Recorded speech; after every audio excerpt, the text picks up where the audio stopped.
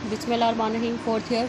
आज हम देख लेते हैं 14.35 एक्सरसाइज का कोई क्वेश्चन है।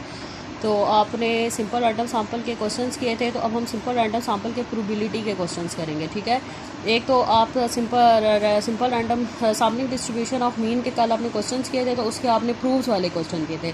ठीक है, एक होते हैं प्रूव्स वाले क्वेश्चन, एक होते हैं प्रोबेबिलिटी वाले क्वेश्चन। ठीक है, तो ये आपके जब आपका सैम्पलिंग का चैप्टर नंबर 14 में से जो आपके दो क्वेश्चन आते हैं, एक तो आपका जो आपके स्टार्ट के स्ट्रेटिफाइड के क्वेश्चन हैं, और जो सिंपल रैंडम सैंपल के क्वेश्चन हैं जो आप टेबल से रैंडम नंबर टेबल से दे के आप क्वेश्चन करते हैं, एक तो उसमें से आते हैं।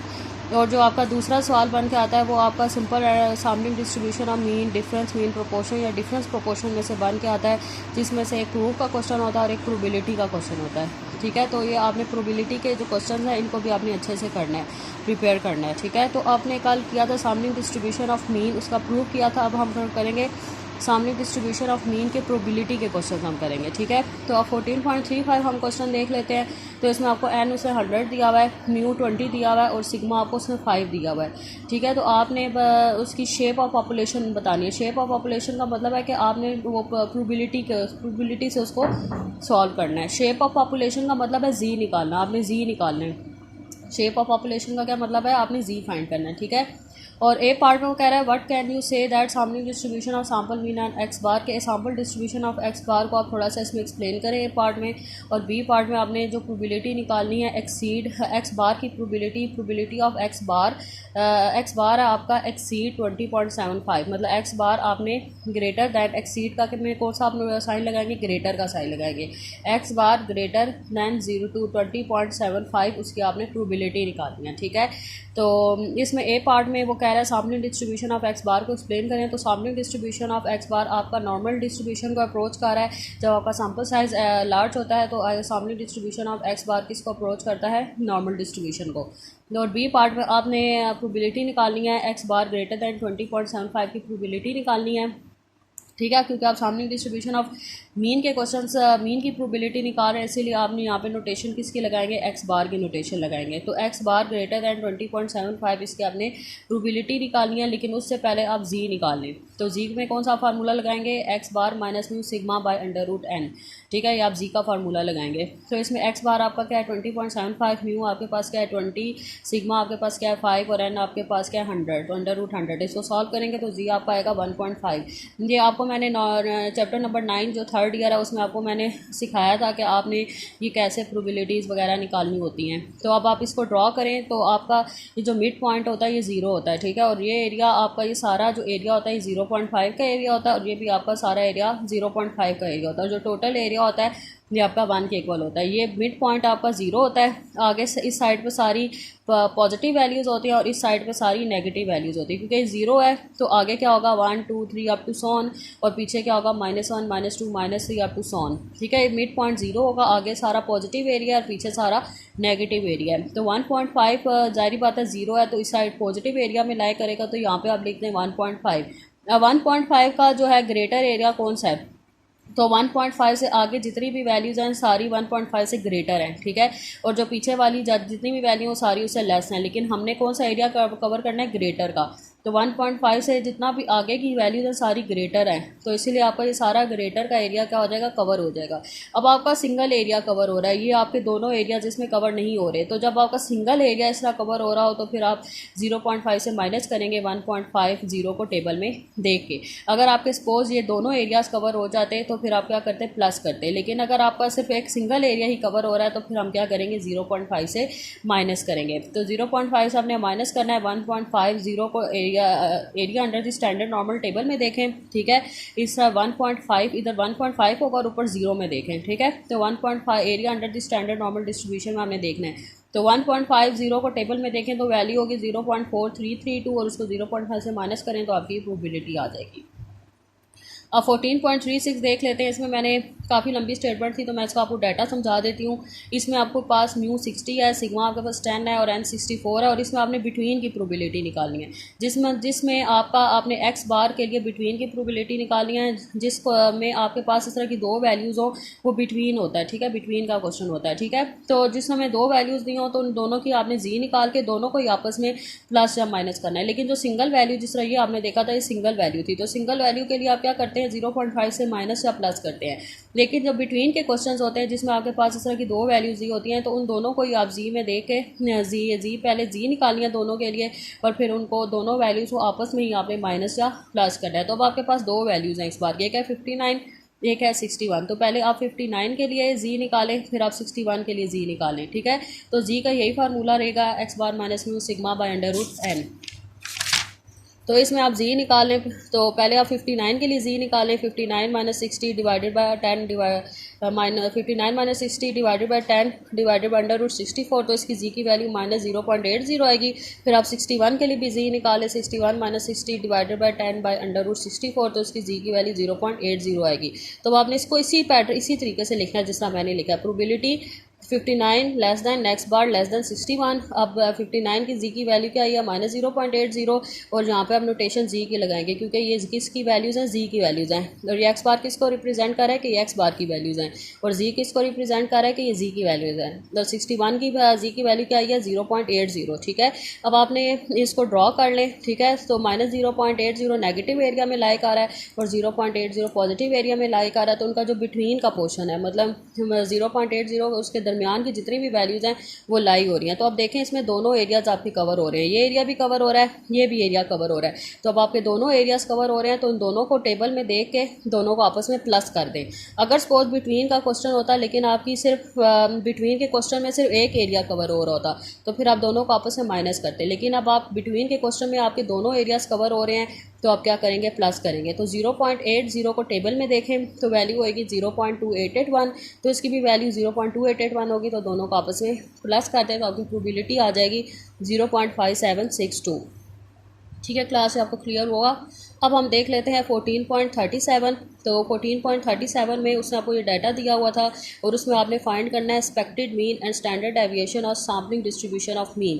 तो एक्सपेक्टेड मीन और सैम्पलिंग डिस्ट्रीब्यूशन ऑफ मीन क्या होता है, म्यू एक्स बार, और स्टैंडर्ड डेविएशन और सैम्पलिंग डिस्ट्रीब्यूशन ऑफ मीन क्या होता है, सिग्मा एक्स बार, ठीक है। तो आपने म्यू एक्स बार और सिग्मा एक्स बार इसमें फाइंड करना है। इसके अलावा आपने इसकी प्रोबेबिलिटीज़ भी निकालनी है। बिटवीन का, ये भी बिटवीन का क्वेश्चन है, दो वैल्यूज़ आपको गिवन है, तो ये आपने इसको बिटवीन के तरीके से करना है जिस तरह आपने ये किया है, ठीक है। तो आपका मैं इसमें डाटा समझा दूं, एन कैपिटल एन आपका 1000 है, म्यू 68.5 है, सिग्मा 2.7 है और एन 25 है। तो आपने सबसे पहले म्यू एक्स बार और सिग्मा एक्स बार फाइंड करना है। तो म्यू एक्स बार, क्योंकि expected mean of sampling distribution of mean क्या होता है, म्यू एक्स बार, और standard deviation of sampling distribution of mean क्या होता है, सिग्मा एक्स बार। तो म्यू एक्स बार किसके इक्वल होता है, म्यू के इक्वल होता है। तो म्यू आपका क्या है, 68.5। तो म्यू एक्स बार आपका क्या आ जाएगा, 68.5।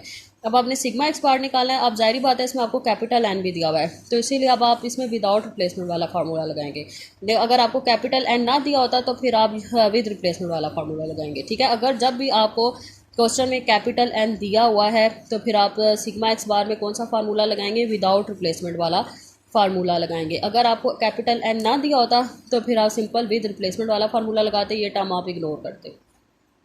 तो अब आपको कैपिटल एन दिया हुआ है तो आप ये विदाउट रिप्लेसमेंट वाला फार्मूला लगाएंगे सिग्मा एक्स बार में। तो sigma by under root n capital n minus n divided by capital n minus 1। तो सिग्मा आपके पास क्या है, 2.7, एन 25 है, कैपिटल एन 1000 है, स्मॉल एन 25 है और कैपिटल एन 1000 माइनस 1। तो इसमें से सिग्मा एक्स बार आपका आ जाएगा 0.54, ठीक है। ये आपका ये पार्ट हो गया। अब आप प्रोबेबिलिटी निकालेंगे। तो प्रोबेबिलिटी आपने किसकी निकालनी है, 67.9 और 69.2, मतलब बिटवीन की प्रोबेबिलिटी इसमें आपने निकालनी है, दो वैल्यूज़ हैं, ठीक है। तो पहले आप जी की वैल्यू निकालें। अब जाहिर बात है आपको कैपिटल एन दिया हुआ है, पहले आप क्या करते थे, फार्मूला एक्स बार माइनस में sigma by under root n करते थे, लेकिन आपको कैपिटल एन भी दिया हुआ है, इसीलिए आप ये एफपीसी की भी टर्म साफ लगाएंगे, capital n minus n divided by capital n minus 1। पिछले क्वेश्चन में आपको कैपिटल एन गिवन नहीं था तो आप जस्ट करते थे sigma by under root n, लेकिन जब आपको कैपिटल एन भी गिवन होगा तो फिर आप ये कैपिटल एन की भी साथ टर्म लगाएंगे, ठीक है। तो अब जी का आपका ये फार्मूला होगा। तो एक्स बार आपका पहला है 67.9, तो एक्स बार में 67.9 पुट करें, सारा डाटा पुट करें, तो इसमें से आपकी जी की वैल्यू आ जाएगी -1.11 इसी तरह आप 69.2 को भी इसमें पुट करें, ठीक है। तो इस 69.2 को पुट किया तो उसकी जी की वैल्यू 1.30 आ जाएगी। तो अब आप प्रोबेबिलिटीज़ निकाल लेते हैं, निकाल सकते हैं। 67.9 की जी की वैल्यू आई है -1.11 और 69.2 की जी की वैल्यू आई है 1.30। अब आप इसको अगर ड्रॉ करें तो -1.11 इस एरिया में आता है और 1.30 इस पॉजिटिव एरिया में आता है। तो इसका जो बिटवीन का एरिया, आपस में जो बिटवीन दोनों का बिटवीन का एरिया, ये सारा एरिया कवर हो रहा है। तो उसमें दोनों एरियाज़ कवर हो रहे हैं। तो अब आप क्या इसमें करेंगे, दोनों वैल्यूज़ को टेबल में दे के प्लस करेंगे। तो 1.11 को टेबल में देखें और 1.30 को टेबल में दे के दोनों को प्लस कर दें तो आपकी प्रोबेबिलिटी आ जाएगी। 14.38 जो आपका इंपॉर्टेंट क्वेश्चन है, ये भी प्रोबेबिलिटी का क्वेश्चन है, ठीक है। ये आपने खुद करना है, ठीक है। ये 14.38 आपके पेपर्स में भी आया हुआ है, ठीक है। इसको आप खुद करें, अगर आपको समझ नहीं आती तो फिर मुझसे पूछ लें। ये इंपॉर्टेंट क्वेश्चन है। अब 14.39 देख लेते हैं। तो 14.39 का ए पार्ट मैं आपको समझा देती हूँ, आपने करना खुद है। आपको उसने IQ दिया हुआ, मतलब कॉन्फिडेंस लिमिट्स नहीं हुई या फ्रीक्वेंसी दिया हुआ है, ठीक है। तो इसमें से आप एक्स, एफ और FX स्क्वायर निकालो और एंड पे उसका सम ले लें। तो इसमें ए पार्ट में आपने निकालना है स्टैंडर्ड एरर ऑफ मीन। तो स्टैंडर्ड एरर ऑफ मीन क्या होता है, सिग्मा एक्स बार, ठीक है। तो आपने इसमें सिग्मा एक्स बार निकालना है। तो सिग्मा एक्स बार का क्या फार्मूला होता है, sigma x bar is equal to S/√n, ठीक है। तो आप सबसे पहले एस निकालें। तो ये आपको डाटा दिया हुआ है, इसमें से आप एस निकालें। ये एस का फार्मूला है जो आप जिस तरह थर्ड ईयर में जिस तरह आप स्टैंडर्ड एविएशन निकालते थे, तो उसी तरीके से आप एस निकालें। और एन आपका 400 है, क्योंकि जो आपका समीशन एफ है, जो ये समीशन एफ है वही आपका एन है। तो इसमें एन आपका क्या है, 400। तो आप एस और एस निकालें, ठीक है। एस निकालने के बाद इसमें पुट करें डाटा, तो आपका सिग्मा एक्स बार का आंसर आ जाएगा। अब हम इसका बी पार्ट देख लेते हैं। तो बी पार्ट में आपको एक्स दिया हुआ है और एफ एक्स दिया हुआ है, ठीक है। तो इसमें से आप पहले एक्स और एफ एक्स निकालें, फिर एक्स स्क्वायर और एफ एक्स निकालें और एंड पे इसका सम ले लें। एक्स एफ एक्स में क्या करना है, दोनों को आपस में मल्टीप्लाई करना है, ठीक है। मल्टीप्लाई करके एंड पे सम ले लेना है। एक्स स्क्वायर एफ एक्स में आपने क्या करना है, पहले एक्स का स्क्वायर लेके फिर उसको एफ एक्स से मल्टीप्लाई करके उसको मल्टीप्लाई करते जाना और एंड पे उसका सम ले लेना है। तो इस पार्ट में आपने म्यू एक्स बार और सिग्मा एक्स बार स्क्वायर निकालना है, ठीक है। तो म्यू एक्स बार म्यू, पहले आप म्यू निकालें, ठीक है। तो म्यू का क्या फार्मूला होता है, समीशन एक्स एफ एक्स, ठीक है। तो आप म्यू निकालें समीशन एक्स एफ एक्स, जो इसका जो सम होगा वही म्यू होगा। और फिर आप सिग्मा स्क्वायर निकालें। तो ये सिग्मा स्क्वायर का फार्मूला है, sigma square is equal to summation x square f x minus summation x f x का होल स्क्वायर। तो जो इनके सामने ऐसे पुट करें तो आपका सिग्मा स्क्वायर आ जाएगा। देन आप म्यू एक्स बार निकाल सकते हैं। Mu x bar is equal to mu होता है, तो जो म्यू इसका आंसर आएगा वही आपका म्यू एक्स बार होगा। तो फिर आप सिग्मा एक्स बार स्क्वायर निकालें। तो सिग्मा एक्स बार स्क्वायर किसके इक्वल होता है, सिग्मा स्क्वायर बाय एन। तो सिग्मा स्क्वायर यहाँ से आप निकालेंगे, उसको एन पे डिवाइड करेंगे तो आपका सिग्मा एक्स बार स्क्वायर आ जाएगा। आपको एन गिवन है क्वेश्चन में, एन आपका 36 है, ये आपको गिवन है। सेकंड पार्ट में आपने प्रोबेबिलिटी निकालनी है एक्स बार लेस देन 5.5। तो पहले इसी में आपने इसी तरह जी निकालना है, x bar minus mu sigma bye √n। तो आपने एक्स बार 5.5 लेना है और माइनस म्यू आप जो यहाँ से निकालेंगे वो पुट करेंगे। और सिग्मा यहाँ से जो आप सिग्मा स्क्वायर आएगा उसका अंडर रूट लेंगे तो सिग्मा वो आएगा। और √n मतलब एन क्या है, 36 बाय √36। उसको जी को सॉल्व करेंगे, फिर उसको आप उसको ड्रॉ करें और फिर देखें कि आपने उसको 0.5 से माइनस करना है या प्लस करना है, या आपने खुद करना है, ठीक है। अब 14.40 का जो ए पार्ट है इसको फिलहाल छोड़ दें, मैं आपको बाद में कराऊंगी, ठीक है। इसको अभी मैं खुद देखूंगी सॉल्व करके, फिर मैं आपको करवाऊंगी इसको। 14.40 का जो ए पार्ट है फिलहाल इसे छोड़ दें। अब 14.40 का बी पार्ट देख लेते हैं। तो इसमें वो कह रहा है नॉर्मल डिस्ट्रीब्यूशन, उसका जो मीन है वो 0.1 है, मतलब म्यू 0.1 है और सिग्मा 2.1 है। और आपने प्रोबेबिलिटी निकालनी है और इसमें जो आपका मीन है वो नेगेटिव है, मीन विल बी नेगेटिव है। और आपका जो एन है वो 900 है, ठीक है। तो आपने प्रोबेबिलिटी निकालनी है इसमें और आपका जो मीन है वो विल बी नेगेटिव है। तो म्यू आपका 0.5 है, सिग्मा 2.1 है, एन आपके पास 900 है, ठीक है। तो आपका जी का जो फार्मूला है x bar minus mu sigma bye √n। तो एक्स बार अभी आपको नहीं पता, जस्ट उसने बताया x bar will be negative, ठीक है। तो अभी हम इसको सॉल्व करते हैं। तो एक्स बार को एज इट इज़ रहने दें। म्यू आपका 0.1 है, सिग्मा 2.1 है और एन आपका क्या है 900, ठीक है। इसको सॉल्व करें, आपकी ऐसी टर्म बन जाएगी, ठीक है। तो अब आप क्या करेंगे, इस 7/100 को जी से प्लस करें और माइनस 0 पॉइंट इधर नेगेटिव माइनस हो रहा है तो उस साइड पे आके क्या हो जाएगा, प्लस हो जाएगा। तो आपकी फिर इस तरह की फॉर्म बन जाएगी, x bar is equal to 7/100 Z plus 0.1, ठीक है। अब वो क्या कह रहा है, x bar will be negative. तो एक्स बार की जगह हम क्या लगाएंगे, लेस दैन 0, क्योंकि लेस दैन 0 किसको रिप्रेजेंट करता है, नेगेटिव को रिप्रेजेंट करता है। तो इसीलिए हम यहाँ पे क्या लगा रहे हैं, लेस दैन 0। जो लेस दैन 0 होता है वो नेगेटिव को रिप्रेजेंट करता है और ग्रेटर दैन 0 किसको रिप्रेजेंट करता है, पॉजिटिव को रिप्रेजेंट करता है। तो यहाँ पे हमने क्या लगा दिया, लेस दैन 0।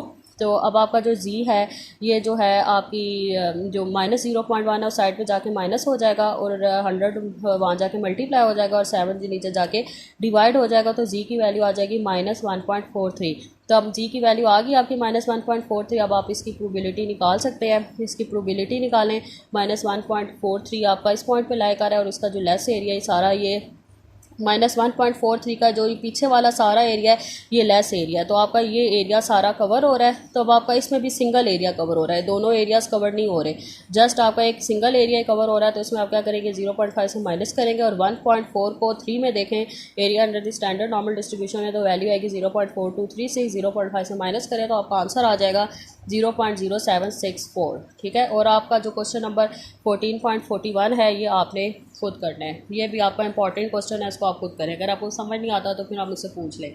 तो ये जो आपके यहाँ तक सारे आपके simple random sample, stratified random sample और sampling distribution of mean, proofs वाले और आपकी प्रोबेबिलिटी वाले क्वेश्चन हो गए हैं, तो आपने इनकी अच्छी से प्रैक्टिस करनी है। ठीक है। और ये मुझे आपने करके चेक करवाना है।